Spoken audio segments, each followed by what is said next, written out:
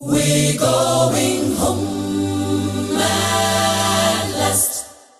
We will be home, home at last, to spend eternity in Emmanuel's lands. We're going home at last. We will be home, home at last, leaving this earth for a better place. We're going home at last. We will be home, home at last, to spend eternity in Emmanuel's lands. We're going home at last. We will be home, home at last, leaving this earth for a better place. The Come along, come along, that's in its mayday. It's finally come along, been come removed along, for the sake of eternity. Basking in the sunlight of His presence. Yeah, what a gathering that will be when we meet our first parents there, expelled from Eden, but saved by grace. We are home at last. We're going home at last. We are We going will be home, home at last, to spend eternity Spend some time with Christ. Emmanuel's lands.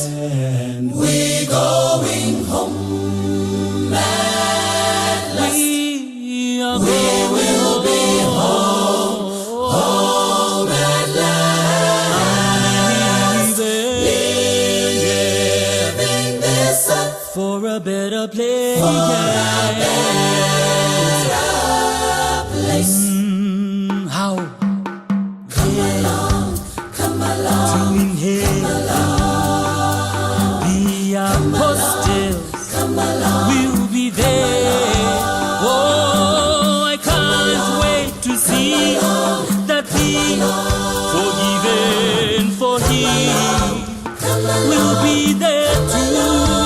Oh, Abraham, Enoch, Noah, who's overcome from the north to the south, from east and west, yeah. Razalwa. We are going home, Home at last, to spend eternity Emmanuel's land. Emmanuel's lands. We are We're going home at last. We are We will be home, home at last, leaving this earth for a better place. for a better place. Yeah, yeah, not a liar, Come along, nor a thief, yeah, not a murderer will be there. Oh, we haven't slave and master on equal footing. There too in heaven, I know. Oh, and the poor will unite in Christ, my Lord, victorious like Paul. We have won at last. We're going home at last. We are going We will be home, home at last. To spend eternity in Emmanuel's land. Emmanuel's We land. are going We're going home at last. We are We going will be home, home at last. Leaving this earth for a better place. for a better place. We're going We're going home. at last. Going home. We will be home, home at last. To spend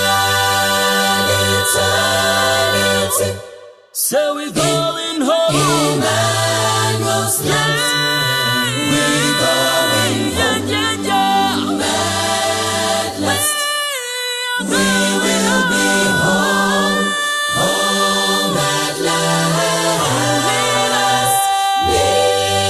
Leaving this earth for a better place. for a better place. Yeah, I'm leaving Leaving this earth for a better place. for a better place. Oh, I'm leaving Leaving this earth for a better place. for a better place. Yeah, I'm leaving.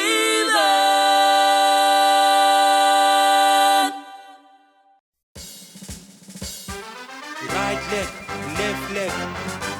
Move.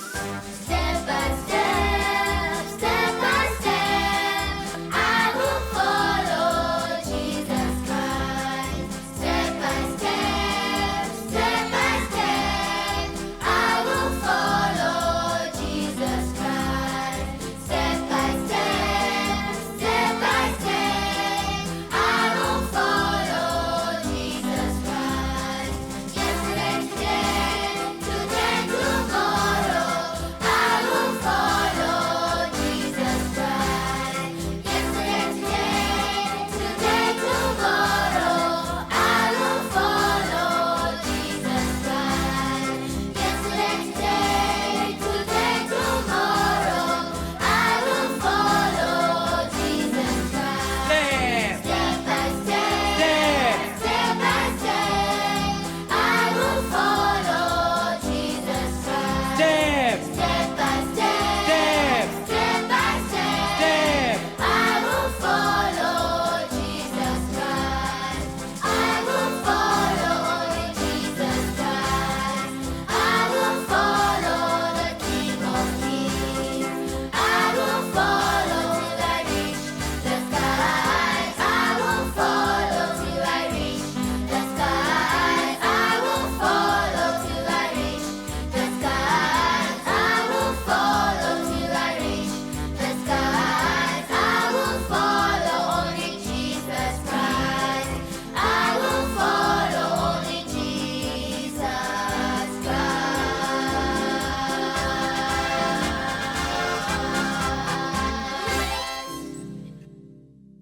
Hello, boys and girls. Welcome back to Kids Corner, the most exciting show where, as children, we grow to be like our personal friend and Savior, Jesus Christ. Who wants to be like Jesus? Yes, you and I. We continue to learn about the virtue of forgiveness, and I'm sure by now we have forgiven all those who we wanted to forgive. But today I've got a question. So how many times must I forgive someone who has wronged me? I think if I forgive you once or twice, it's okay. What about 6 times? What about 7 times? Well, let's find out what the Bible says. When you go to the book of Matthew chapter 18, we have Peter coming in on verse number 21 right up to 35, asking Jesus, Master, how must I forgive? How many times must I forgive those who have wronged against me? I think Peter must have been in a situation like the one I've been, where I'd given someone 3 times, and forgiven them 3 times, it'd been like, it was so difficult.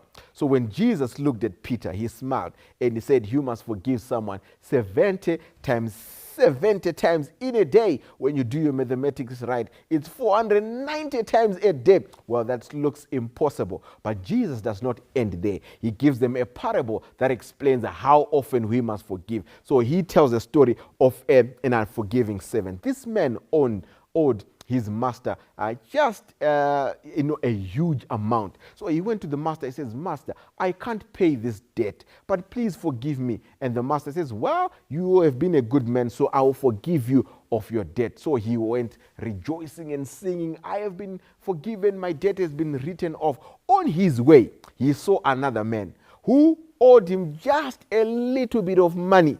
And this man says, you know what, I can't find that man. And he was very angry and wrathful to him. He says, oh, you can't pay this money. And he says, I want my money. And he went and took. And when the master heard what this servant did, he was so angry. And he called this man and says, I have forgiven you much, but you have failed to forgive someone this little much. So I am going to throw you into the jail, and I'm going to take everything that you have, and I'm going to reinstate your debt to me. So this story shows us how much God has forgiven us. Imagine, he has forgiven us so much. And what he does expect from us is to accept an apology from someone who has done just this little thing. I mean, your friend has just broken a pencil, just a pencil. But God has forgiven us for all the wrong things we have done. So God expects us to forgive those who do little things to us. God is expecting us to forgive as much as we can. In fact, what God was saying is there is no limit to forgiveness, because forgiveness gives you the joy in your heart. Imagine living a life and your life is so heavily burdened with you being angry with this one because they stole your pencil, this one because they stole food from your lunchbox, this one because they called you names that you never wanted. But God would want us to forgive in all these situations. When we forgive, we are able to live a free life. And because God has forgiven us of all the wrongdoings, he expects us to forgive our brethren. So I'm going to challenge you, boys and girls. Forgive your brothers and sisters. Forgive your friends. Forgive people who are in your community. Forgive the stranger. And forgive even people who call themselves your enemies. Because when you forgive them, God will bless you totally and completely. And God expects you to forgive unlimited. Just continue forgiving, because this is what God expects from us. And always remember, our prayer comes with a condition. Forgive us our trespasses as we forgive those who trespass against us. Don't be like this ungrateful servant who was not even willing to forgive his fellow friend just the small things when the master had forgiven him so much. So God expects us to forgive those who wrong us, even if we don't know them, even if we know them, because there's a blessing when we forgive others. And God will continue to add more life to years and years to the life that we have. So I have made a decision. I will continue forgiving. I hope you do the same, because with forgiveness comes this happiness that comes with it. May God bless you as you continue to forgive. Our hands together, our eyes are closed, our heads are bowed. Shall we pray? Dear Jesus, thank you for the gift of forgiveness. We have been learning about forgiveness, and today we have learned that you'd want us to forgive and not even count the cost. Help us to continue to forgive even in big matters and in small matters, because you have forgiven us and sent your Son, Jesus Christ. And help us to do the same to our brethren, to our friends, to our strangers and those who call themselves our enemies, and help us to forgive until eternity. In Jesus' name, let all the boys and girls say amen and amen. Thank you for joining us on Kids Corner, and I hope you will continue forgiving, because there's a blessing that comes in forgiving. May God bless you as we meet again on lesson number 6, continuing on the same theme of forgiveness. God bless you.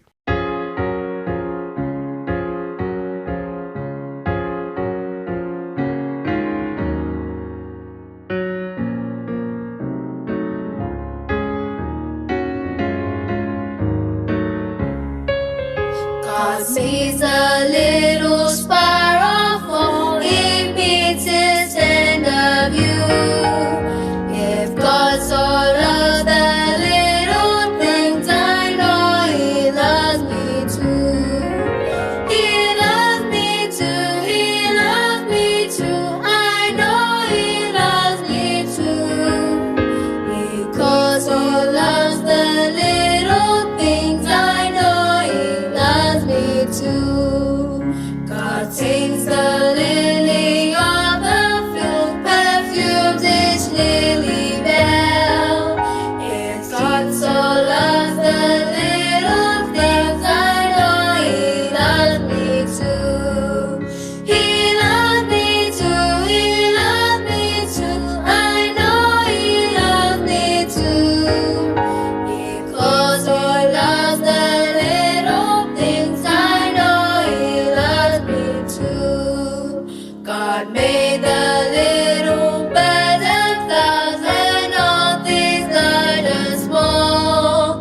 He'll not forget His little ones, I know He loves me too. He loves me too, He loves me too, I know He loves me too.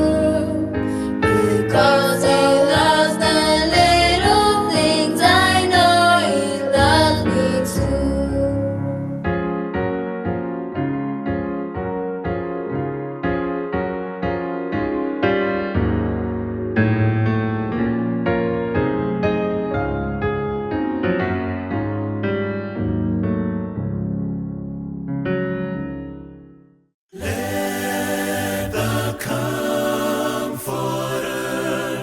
Take over right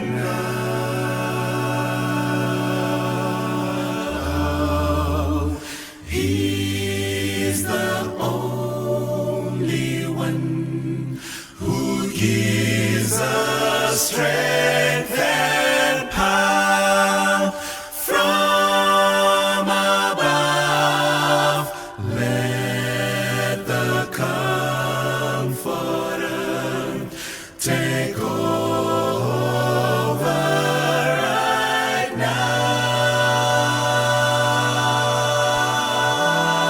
now. And the gifts He'll bring will anoint our hearts to sing. Hallelujah. Once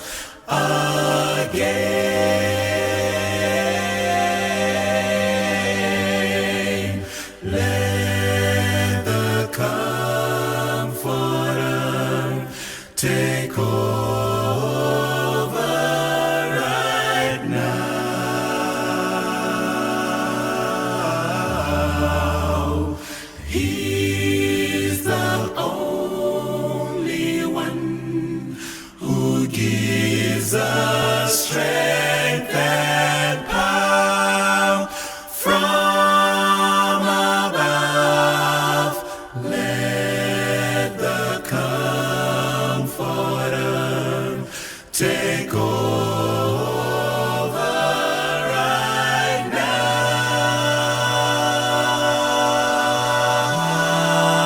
now. And the gifts He'll bring will anoint our hearts to sing. Hallelujah. Once again.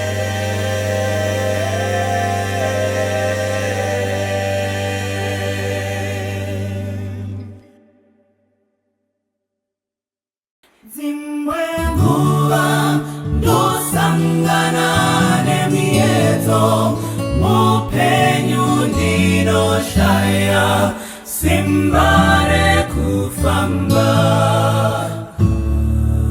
ndinoshinga kufamba nzira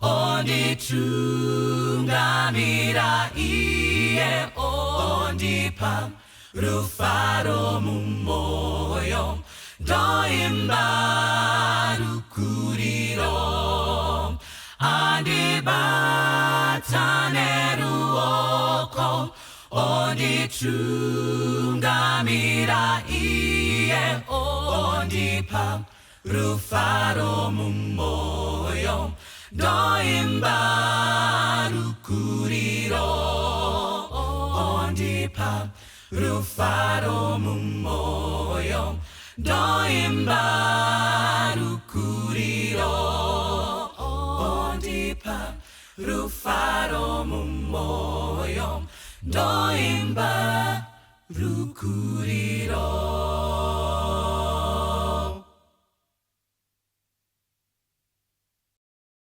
Chiuya zvino titaurirane kunyangwe zvivi zvakozvatuka sei ndichazvichenesa semakushe ewai zvichanaka zvichapera zvichafura. Baba vako vanokudana nasi uno iwe vanoti huya kwandiri iwe wakaremerwa ndichakupa zororo inzwa izwira baba vako rinokudana iwe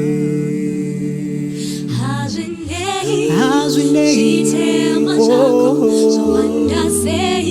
zvawanda sei anoti huya kwandiri sechicha hanozvichenesa semazaya echando zvichanaka zvichapera zvichapfuura chiuya zvino titaurirane kunyangwe zvivi zvakozvatuka sei ndichazvichenesa semakushe ewai zvichanaka zvichapera zvichafura chiuya zvino titaurirane kunyangwe zvivi zvakozvatuka sei ndichazvichenesa semakushe ewai zvichanaka zvichapera zvichafura uya titaurirane iwe uya ndichakupa zororo uya iwe wakaremerwa uya nasi uno uya iwe uya zvichanaka zvichapera zvichafura uya titaurirane iwe uya ndichakupa zororo uya iwe wakaremerwa uya nasi uno uya iwe uya zvichanaka zvichapera zvichafura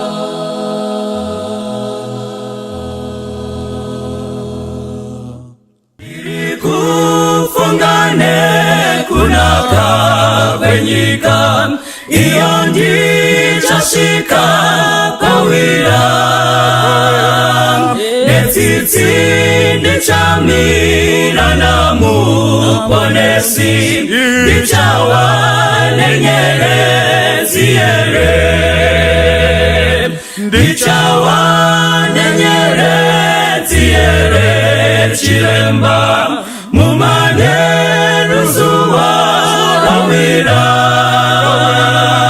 nomukanda ponesa towe kumusha ndichawa nenyerezi yere musimba natenzi ndoda kuna mata ndiwese muwani weweya nyerezi yakupenya ingawe yangu pamusi unachisa kwacho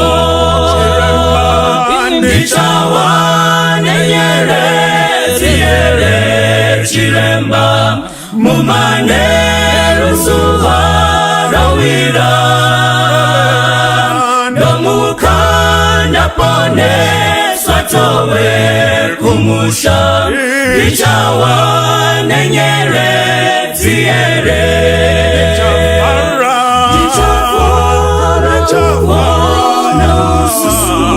Jesu no muparokozo narene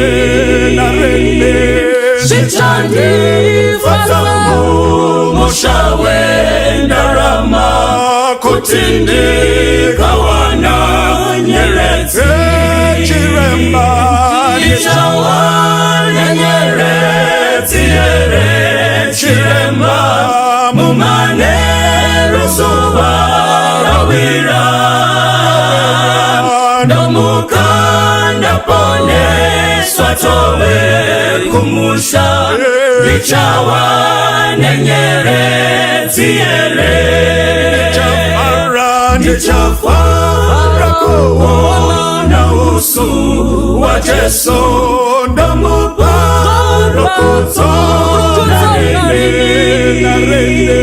Shichandi fatamu moshawe ndarama kutindi kawana nyerezi chiremba ndichawa nenyerezi yere chiremba mumane ruzuwa rawira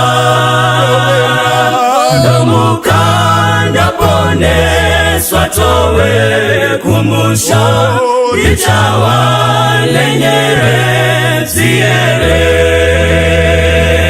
ndichawa nenyerezi yere chiremba mumane ruzuwa rawira nomukanda poneswa towe kumusha ndichawa nenyerezi yere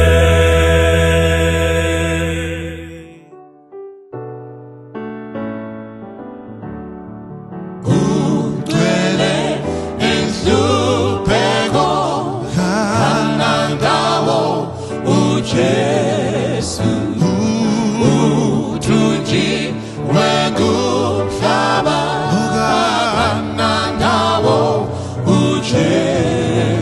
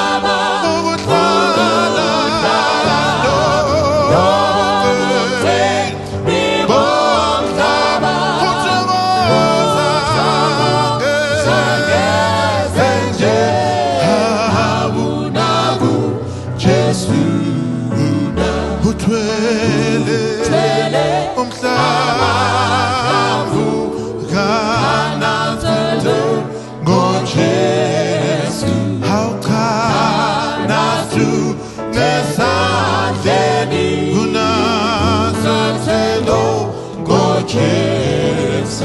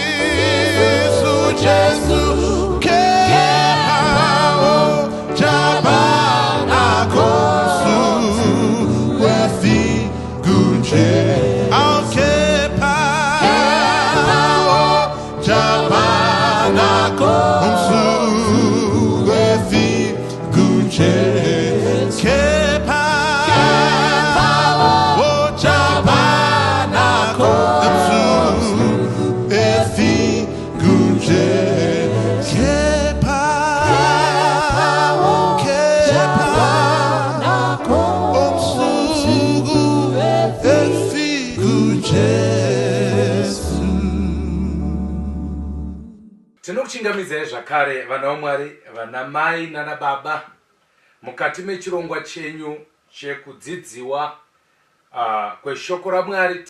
Panguva ino tinoda kutarisa musoro shoko unoti kupokana mumuchato. Ndo nyaya chatarisa iyoyo kuti Mwari vaitipa simba tichaona zvinhu zvakati wandei zvinofanira kugadziriswa kana vanhu vachinge vapokana mukati memuchato. Tisati taverenga chemusoro chedu, regai timbonamata. Ishe tinomudaidzai, mukana wamatipa hauwanike. Yanga ichitsvakwa nguva iyi but yashayikwa nevazhinji. Tinokumbira kuti potoverenga shoko hatingapindi mariri tisina njere, nokuti rakanyorwa vanhu vachisundwa nemweya mutsvene.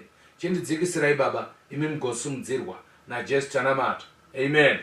Kupokana mumuchato ndima ichatitungamirira mukati meidzo chedu chaiwana kuna Mateo 18 and then ndichaverenga vhesi imwe chete inova verse 7. Mateo 18 verse 7 inoti izvo, nyika ine nhamo nemhaka yezvigumbuso, nokuti zvigumbuso zvinofanira kuuya hazvo, asi une nhamo munhu uyo unogumbusa vamwe. Maibata here?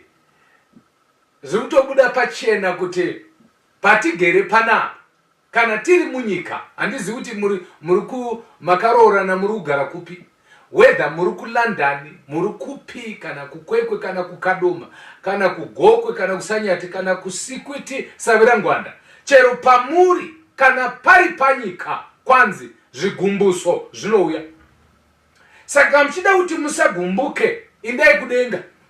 Mukangogara pano chete zvigumbuso zvinotouya. Ndo poindi yekutanga. Poindi yechipiri, izvi zviri kugadzirira chii? Zviri kugadzirira vanhu kuti kana zvakuitika mumba menyu kana kuti mumhuri menyu musazovhunduke kuti ndo zvinoita murume mukuru, ndo zvinoita mukadzi mukuru. Tiri panyika, kana tiri panyika mukadzi mukuru nemurume mukuru anotoita izvozvo, kutogumbuka murume mukuru angatsamwira izvozvo. Izvozvo toburitsa pachena kuti hamusi kuziva tiri kupi. Kana tiri pano panyika zvigumbuso zvinotouya. Ndo icho chekutanga chandiri kuona mukati mevhesi iyo. Chechipiri kwanze neshoko raMwari panapa, zvigumbuso zvinofanira kuitika. Alright, zvinofanira kuuya. In other words, it's given. Hachisi chinhu chaungati ndofunga zvangoitika nangu. Zvinotofanira kuuya, zvigumbuso zvinotofanira kuuya. Rekandiboerenga futi kuna vamwe vanga vasati vaibata. Ndiri pana Mateo 18 verse 7. Nyika ine nhamo nemhaka yezvigumbuso. Kureva kuti pano panyika rotori dambudziko. It is a fact kuti nyaya yekugumburana nekunetsana inotori problem inofanira kuadreswa. Chechipiri munyori abva ati panapa, nokuti zvigumbuso zvinofanira kuitika kana kuti kuuya, but nhamo yechipiri iri munyika ndeyevanhu vanouya nezvigumbuso, kureva kuti zvigumbuso zviri kutonetsa vanhu munyika munomu, but hazviuyi zvega. Kombi yezvigumbuso munhu ndiye anotakura chigumbuso achienda nacho kune umwe. Saka tichitaura panapa hatisi kutaura pamusoro pezvigumbuso, toda kutaura pamusoro pevanhu vanogumbura nevanogumbuka, kuti tobatsirana sei zvazvatouya mukati memba. Kana zvasati zvaya kumba kwenyu, hamusati maa panyika, vanongori panyika, whether ndipasta kana kuti ndielda kana kuti mudhikoni kana kuti ndiani zvake ane mukadzi wake makachata kuchechi kana kuti makaitigwa chikende kana kuti makaita zvokutizira whatever, kana muchingori mumba yamapinda, zvigumbuso zvinotouya. Even pamuchato chepamuri kuchatiswa motogumbuka, ungoti chete makakasika kugadzirisa. Kana muchiti ndinonyepa, ndichakutaridzai chimwe chigumbuso chakauya kune vanhu munyika muno. Rikaniboerenga imwe vhesi futi ingatsigira nyaya vaRoma 12 verse 18 naverse 19. Kana zvichibvira chichemo, chikumbiro chaakutaurwa naPauro, kana zvichibvira pamunogona napo, ivai nerugare navanhu vose. Hei, kana zvichibvira nepamunogona na mubva matoona kuti Pauro atoshaya mashoko kuti ndotokudii kuti wakomana ndikangoti vai nerugare nevanhu vese vanobva kuti ndokunge zvichibvira and then kwakonzi ndokunge tichizvigona. Saka Pauro ari kuti anyway, kana zvichibvira kureva kuti panotove nebasa panyaya yekuita rugare, and then kabva kwanzi kana muchikwanisa kana magona mukugona ukwenyu. Saka Pauro otoreva kuti wakomanaka, we are limited panyaya, hatigoni tega, inotoda simba riri kunze kwedu. Hapana munhu anogona kugara zvakanaka nemudzimai wake kana Jehovha asi pamba ipapa panoitika disaster. So Pauro anoti musatsiva vadikanwa, asi munzvenge kutsamwa. Amen. Nokuti kwakanyorwa kuchinzi kutsiva ndokwangu, ini ndicharipira, ndizvo zvinoreva Ishe. Chinhu chamufanira kunzvenga kutsamwa. Pane imwe nzvimbo shoko raMwari rinoti ndi 4:26 yavaEfeso, tsamwa asi usatadza, usavidze zuva wakatsamwa. Chaitaura nyaya iyoyo mukati mechirongwa chino. Saka takuda kumboenda manje pane zvinhu matanho atifanirwa kutora kana zvigumbuso zvauya, kana vanhu vachinge vanetsana, conflict. Ndeapi matanho atifanirwa kutorwa nababa kana namai kana vachinge vanetsana? Even a single parent ane vana vake mogona kutonetsana nekugumburana. Mwana achida kukushupa, especially kana muri mai muri mega mane majaya, pane nyaya, because iye achinzwa voice rake rakobvumara anobva afunga kuti atove baba pamba ipapo. Imi manje nekuziva kuti hamudi repeat yeumwe murume wamamuinaye pamurume mutsva uyu anonzi mwana wenyu mukomana, hamudi kuona photocopy yababa vake, nekuti munoziva zvakamboitika. Munenge maakugwa nababa vake pamwana wenyu kuti asaite zvakaitwa nababa iye akanga asipo imwe nguva asingazvizivi. Saka muchaona kuti kunetsana kunowanikwa mukati medzimba. Kunetsana kunogona kuitika even kubasa chaiko vanogona kunetsana. Saka zvatiri kuda kutaura pamusoro pazvo panapa, kunyange tichitaura pamusoro pema couples, vanhu vakaroorana, but you can apply it anywhere kwaunenge waenda vanhu vanenge vanetsana, even in a work setup, kana kuti kungava kuchechi, kana kungava even mumba mamugere. Saka tichashandisa yandiri kuti ini case study yatichashandisa kureva kuti tichida kumboona zviri mukati mebhaibheri, kuti ndiani akambonetsana nani, vakagadzirisana sei, ende zvakazofamba sei, timbokopa kuvanhu ivava. Indaineni kubhuku raGenesis hakuna imwe ndima, regai ndikuudze vanhu vaMwari, hakuna imwe ndima inotibatsira pamusoro penyaya yekugadzirisana kwevanhu vanetsana saGenesis chapter 3. Because kubva kuna Genesis 1 naGenesis 2 hapana mboita problem, but Genesis 3 ndo panoita dambudziko rekutanga, ndo first born yedambudziko mukati memarriage. And then ndichakuverengerai kubva pavhesi ya8. Ndokurudzira muverenge chitsauko chese munzwe mafambiro akaita zvinhu. Vakanzwa inzwi raJehovha Mwari achifamba mumunda kotonhorera madekwana. Munhu nemukadzi wake ndokundohwanda pamberi paJehovha Mwari pakati pemiti yomunda. Jehovha Mwari wakadana munhu akati kwaari, uripiko? Mavhezheni anozoti, Adam, uripiko? Iye akati, ndakanzwa. Oh, okay. Ndakanzwa inzwi renyu mumunda, ndikatya nokuti ndakanga ndisina kusimira ndikawanda. All right, okay. Ngatimboshandisai izvo zvakaitika apa. Anoiziva story yekudya kwakaita muchero wakanzi naMwari musadya ndobva vadya. Saka regai titi panapa akanganisirwa ndiJehovha nevanhu vaviri ava. But by the way, munhu mumwe chete, because inyama imwe, handizve. And then iwo pachavo futi vavhiringana. Saka tiri kuona munhu ari kuuya kuzotaura pamusoro pezvakakanganisika zviripo. Saka toda kumboona kuti akanganisirwa akaita sei. Point number 1. Shoko raMwari riri kutaurira kuti kana uchinge wakanganisirwa, be collected. Famba. Vanhu vakawanda kana vachinge vavhiringwa havafambi ba. Kwanzi panapa Jehovha vakafamba. Kunyange vakanga vavhiringwa sei naAdamu naEvha. Tikutaura pamusoro pekuvhiringwa kwete kudiki ba. Kuvhiringwa kunoita kuti kuve nekorona kwakatanga panyaya. Kuvhiringwa kunoita kuti kuve nemadivorce kwakatanga panyaya. Kuvhiringwa kwokuti mwanakomana waMwari agozofa pamuchinjikwa kwakatanga panyaya. Saka kana muchiti hapana nyaya, handizivi kuti munohwisa here nyaya yechitema. Chitema ndokuvhiringana kukuru kunodarika mavhiringaniro angaitike pano panyika. Kunetsana kuri kuitika pasi pese. It is because of this issue yakanetsai yekuti munhu akavhiringana nemusiki wake. The Bible says Mwari vakafamba. Saka ndoda kuti nditi baba kana kuti mai mavhiringana namai mavhiringana nababa, fambai. Kana chiti famba ndeuti ndai kun'anga, ndiri kutini, dzikamai, musavhundukira zvinhu. Dzikamai, matovhiringwa. Musavhiringidza futi mavhiringwa. Kana muchida kuvhunza nyaya yenyu, porai. Kana Mwari pachavo vakapora, isu tava norudziko. Vanobva vabhauka. Munhu anotohwa bhutsu kubva panze kuti wakomanaka kwakaipa. Nehuku nembudzi dzinovanda dzichihwanyatera yemudhara achiuya. Even nenziyo dzinenge dzichimbwa dzinenge dzakasiyana. Otoziva kuti mudhara avhiringwa. Fambai. Ndochinhu chokutanga ichocho.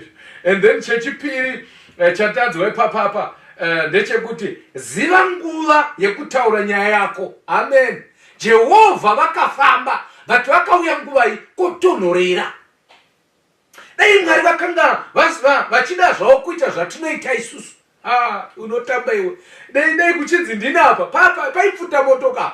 Ende vachingopedza kudya, ndairova mupande unotyisa uchibva kudenga nekufukura ivhu. Vangada vakaita jecha mumuromo. Zvichida kuvataridza kuti yamaita haitwe. But Jehovha vakafamba. Chimwe chinhu chakavhiringa zvinhu inyaya yehasha dzawakaita uida kugadzisa zvinhu, ndobva zvakanganisika. Saka point yechipiri yatabata parapa ndeyekuti ziva nguva yekutaura nyaya yako. Visina munhu ezvino akuda kuinda kumunda, mombe dzatomira panze, wakonzi hadziindika. Moda kunosunga mombe, moda kutosunga mombe, imasiya mandivhiringidza. Aizve mvura yanaya imavhiringwa, mvura yanaya makuda kuvhiringawo futi mwaka. Saka zivai nguva hamungamboindi ikoko. Kana kokubasa kungamira hamuindiko, wotora makii emota wovika. Ziva nguva Jehovha vakaya kutonhorera. Havana kuya masikati kuchipisa, havana kuya usiku pakati peusiku, vangada kuya pakati peusiku kuchipenya vachiita mashura, mhuka dzikatiza dzikavanda. But Jehovha vakaya vachifamba kutonhorera zvokuti vakauya nguva isingahlikidziri munhu. The Bible says Jehovha vaita saizvozvo. Point number 3, famba nini point number 3, conflict resolution. Kana vanhu vapokana mukati memuchato munoita sei? Tataura mapoints mairi. Point number 3 inotizvo Jehovha Mwari, ndo yandiri kuda iyo. Jehovha Mwari akafamba and Jehovha Mwari akadana munhu. Point yandiri kuda ndeyekuti, you see now, usasiye chinzvimbo chako.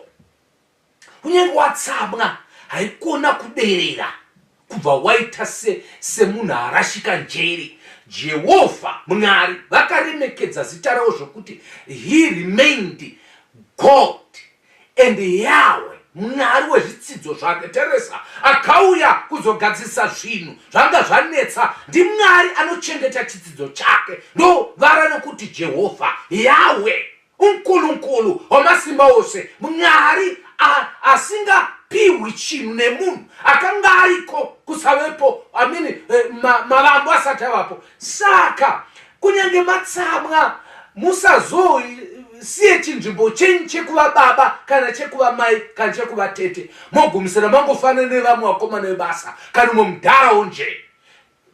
Zvibatei zvekuti vanhu vanoramba vachiziva kuti ndibaba atsamwa, ndibaba still achiri mudzimai.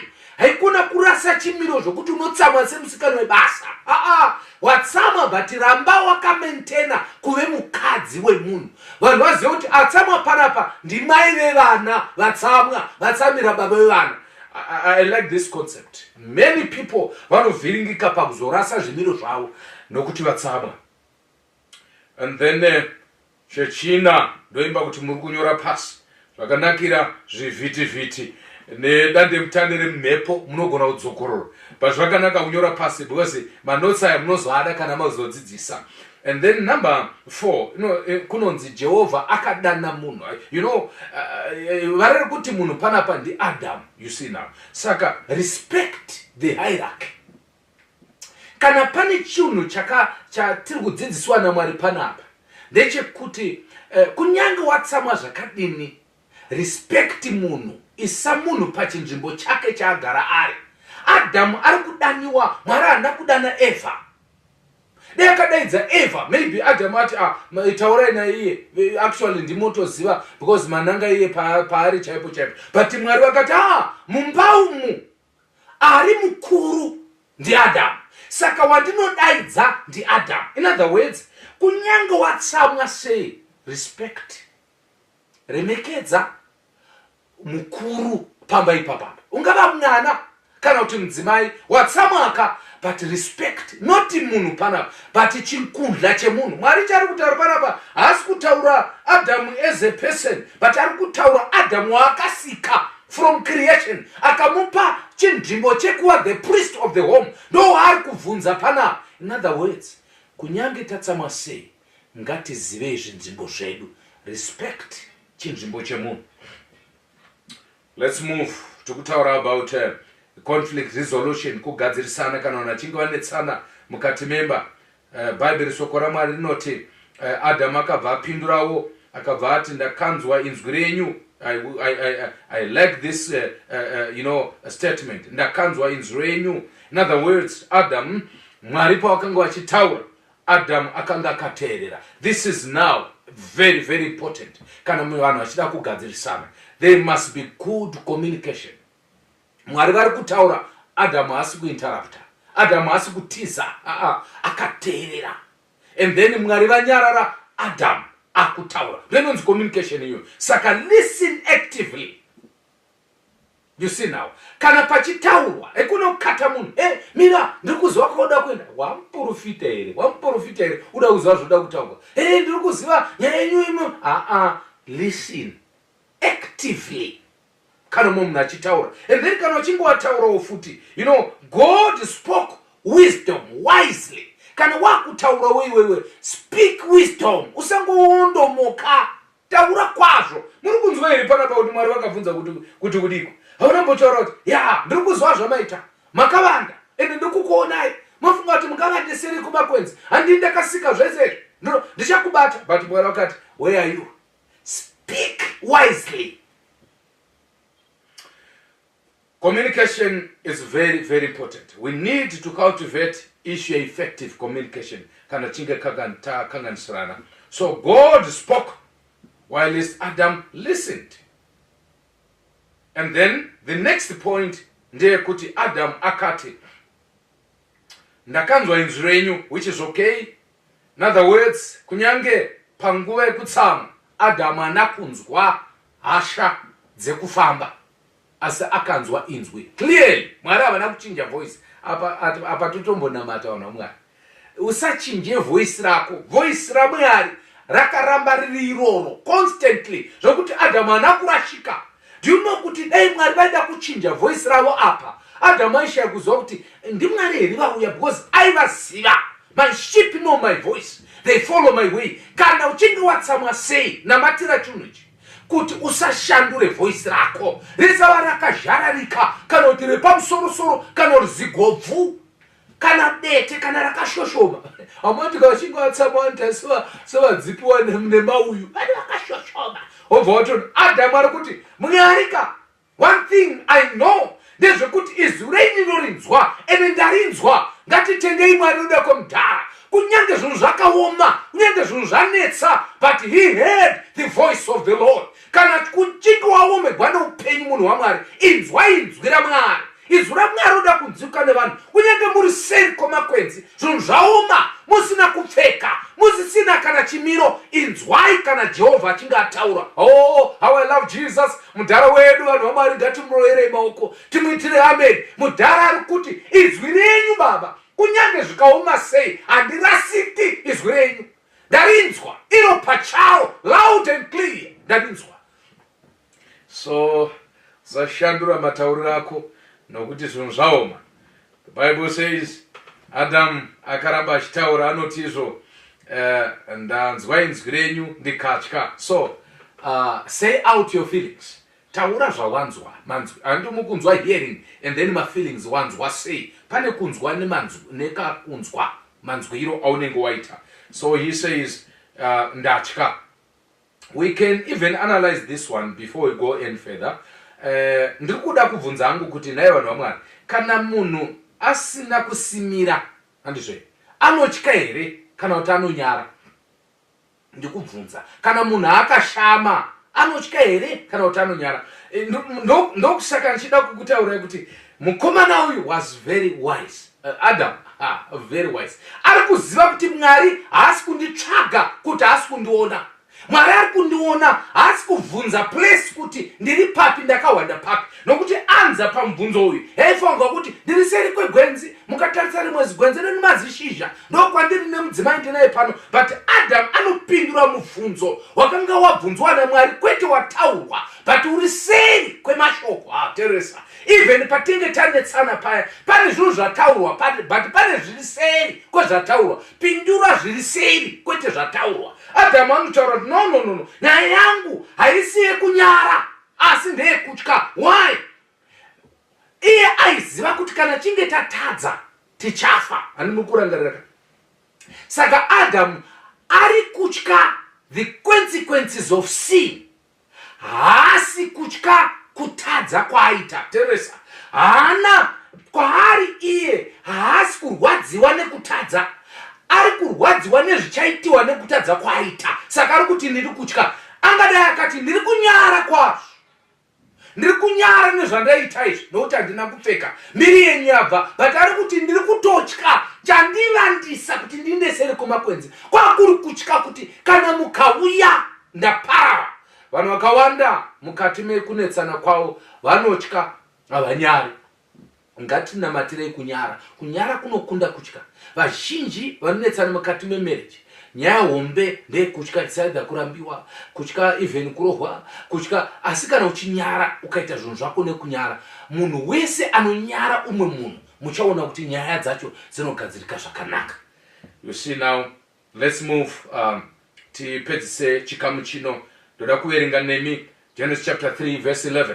Ndiyati kushandisa as case study. Genesis chapter 3. Iye akati, ndianiko akuudza kuti hauna kushimira? Wakadya kani muti wandakakurayira kuti urege kudya? Munhu akati, mukadzi wamakandipa kuti ave neni ndiye wakandipa zvomuti ndikadya. Toda kumboona ipapo kuti handi wakuona conversation.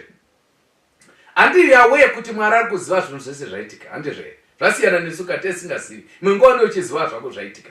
But uri kuona here kuti Mwari vari kuita songa havasi kuziva, vari kutsvaga information as if God does not know what happened. And yet mukugadzirisa nyaya vari vakudzidzisa kuti kunyange uchiziva, rega munhu atsanangure zvinhu zvake zvakanaka. Haikona kuve judge kuti handoziva, ndoziva, nogona kunyepera nekuita zvese. Ndiri kuziva even zvinhu zvako zvese ndiri kuzviziva.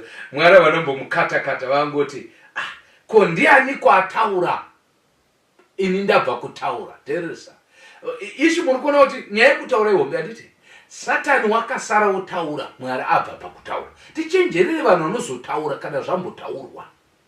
And then the Bible says iye munhu akati mukadzi wamakandipa. Saka mubva maona panapa kuti Mwari vasiri kumunanga but Adam anonanga. Akanangana. Mukaverenga a great controversy page 533 and I want to read it. Ndozoishandurira muchishona. Inotizvo the only one who promised Adam life in disobedience was the great deceiver. Akavimbisa Adam upenyu mukusateerera ndiye munyengeri. Right? And the declaration of the serpent to Eve in Eden, "Ye shall not surely die," was the first sermon ever preached upon the immortality of the soul. Teresa, maridzo yekutanga yakaparidzwa apa ndo padapa. The first sermon yakaparidzwa, first preacher akaparidza muEden, asi Mwari ndi Satani. Actually muEden mune masermon mairi akaparidzwa. In case ndisanozvosvikako nguva yakupera. The first sermon yakaparidzwa ndiyo iyi iri paverse 11. Yekuti yakaparidzwa naSatani kuti hamufi zviro kwazvo, you shall not surely die. And unfortunately, this is the sermon iri kuparidzwa even nemuchechi yakazara munhu haafi. Saka muchoona vanhu havatombodi kuti vati munhu has passed away, vanoti has passed on.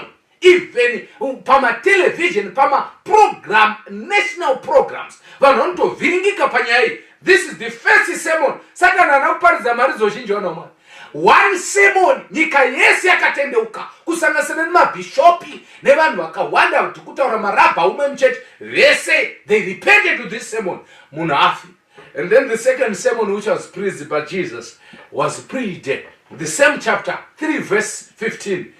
Jehovah vanotaura kuti ndaisa ruvengo pakati pako nevana vako nevana venyoka. You remember that's the inonzi proto evangelium, which means the first gospel which was preached by God. Yekuti ndaisa ruvengo dai kuchinzi Mwari havana kuisa ruvengo pakati pedu na Satani. Tingadai takadanana kusvika Jesu achidzoka. But nyaya yekusada Satani ndi Jehovah vakaita. Saka tiri kumhanya nenyaya musoro weshoko unoti kupokana mumuchato. Toita sei kana tapokana? Ndandainda apa ndichida kuti ndikutaridze chakaitwa na Adam. Adam akatanga kupomera umwe munhu. Haana kutanga kupomera Eva, akatanga kupomera Mwari. Ndobva azopomera mudzimai. Saka kana chiita conflict resolution, paita nyaya yanetsa, tisapomerana. Worse off, let us not blame God. Mwari ane nhamo yekupomerwa zvese.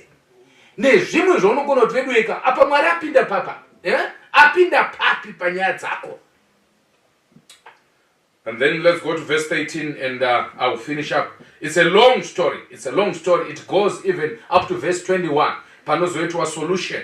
The solution yakaitwa pa conflict resolution is Jesus. Because pakaurayiwa gwana, pakatogwa chikumba, vakapfekedzwa, ropa rikapfekedza mukati. The solution to every conflict is Jesus. Hakuna chinogadzirisa nyaya yekunetsana kwevanhu chinokunda muchinjikwa. Kana muchinjikwa wabviswa mukati memba, muchanetsana kusvika kure. Asi kana muchida kuzvigadziriso, vatete havaigoni. Kana even mupfuwira haugoni nyaya iyi. Kunyange mukaenda kuma marriage counselors, kana pasina muchinjikwa haigadzirike. Chinogadzirisa nyaya yenyu, it is the cross. This is why Jesus vakazoti kuna Adam, chitora gwai uraye mfana. Kana uraye gwai, ndakuona ima mchitambura, hamuna kupfeka imi. Kunyange mambo traya, but hamuna kupfeka. Chitora idewe, mufuke kunze, iwe ne mudzimai wako. Kana mafuka kunze, hamuchanyari. Uye, hamuchatki, but chichaita kuti musatke. It is the blood of this lamb.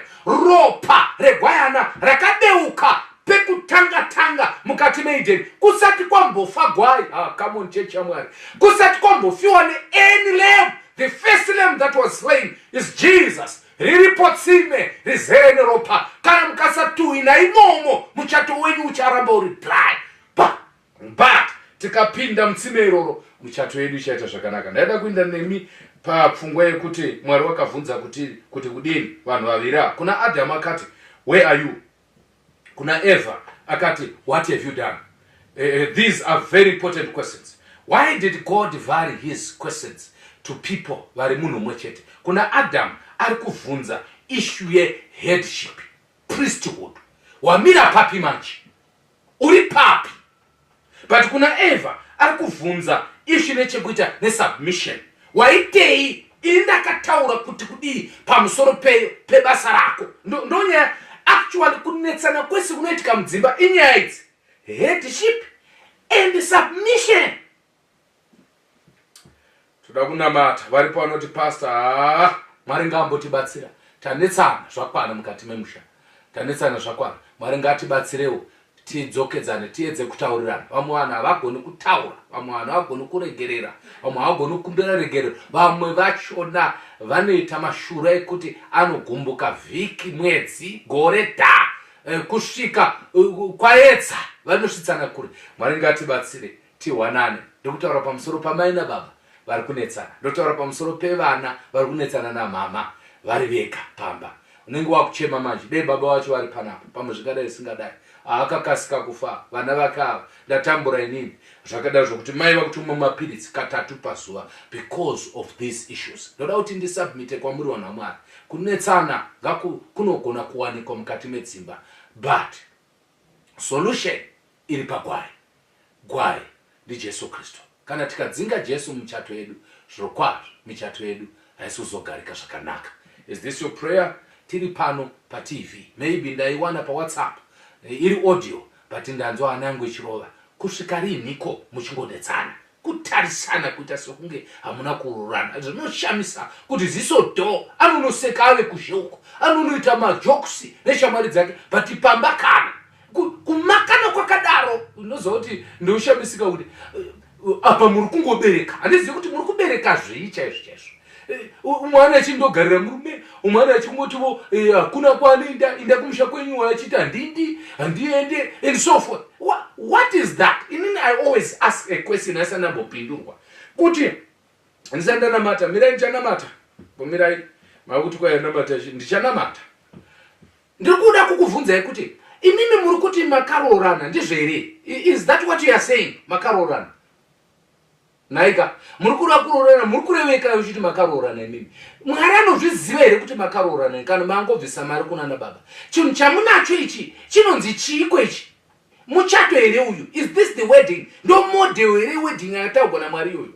Notwa uchinzwa kuti Mwari anovenga kurambana. Anovenga kurambana. But imimi makambowanana here. Mwari ari kuvenga kurambana kwavanhu vakawanana. Imimi chenyu chanoti chichi. Because kana muchabvyusana zvakadaro zvokubata pauro, munhu achitora chamboko hlava yanorovesa vana dhongeri nekukaravhitisa, ndo anorova mukadzi waanoti anoda. What is that? Chii chamuri kuita icho chiti? Is that marriage? Chazvitaura manje pachichataura pamusoro pedivorce. Manje so miraini timbonamatai zvino, musaende kure. Muite zvinoitwa kuti musazokangama. Munozva kuti kana zviri zvepaTV munosubscribe nokudii. Haisi mari yamunobisa, munongobaya zvimabhatani zviripo. And then matokuudziwa. Manje ichataura nyaya iyoyo. Because vanhu vakawanda vanonetseka nevashandisa mavhesi vachiva munyorora. Mwari ari kuvenga kurambana. Sekunge anoda abuse. Mwari akamboti anoda abuse. Baba vakudenga takanetsana. Tinokumbira kuti mutipe kudzikama. Tifambe. Mutipe kutaura kwakanaka nekuteerera. Kana matitira nyasha, tione imi muri pamuchinjikwa. Makauzogadzisa nyaya dzakanga dzavhiringwa naAdam naEvha. Mukaigadzira imi saMwari. Hamuna kuuraya Adam, hamuna kuuraya Eva, but makafa imi pachenyu pamuchinjikwa. Tipeiwo pfungwa iyi yekuti isu pachedu tifire nyaya yerunyararo.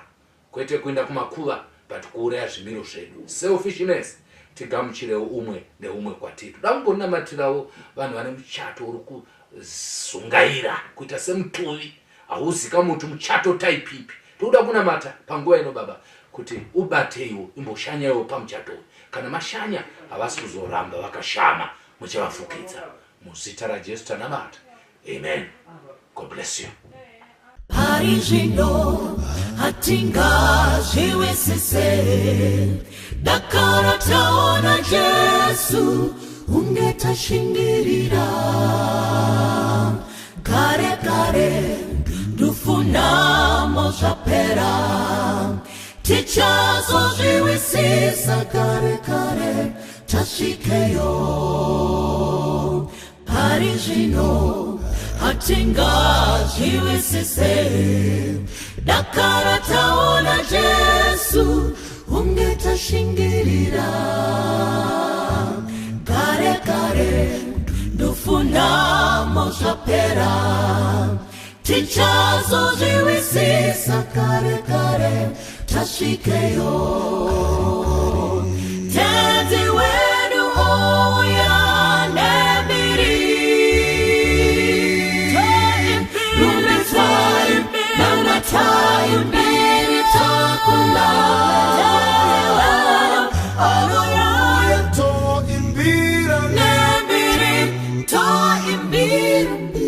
mbiri takunda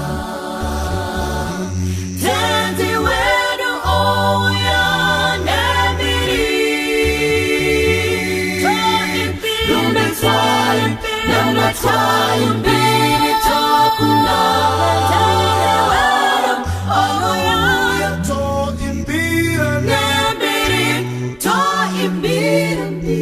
mbiri takunda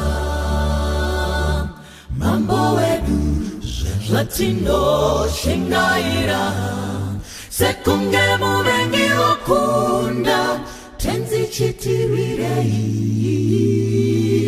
kare kare kuchema marwadzo zvapera tichazozviwisisa kare kare tasvikeyo mambo wedu zvatinoshingaira sekunge muvengi wokunda tenzi chitirwirei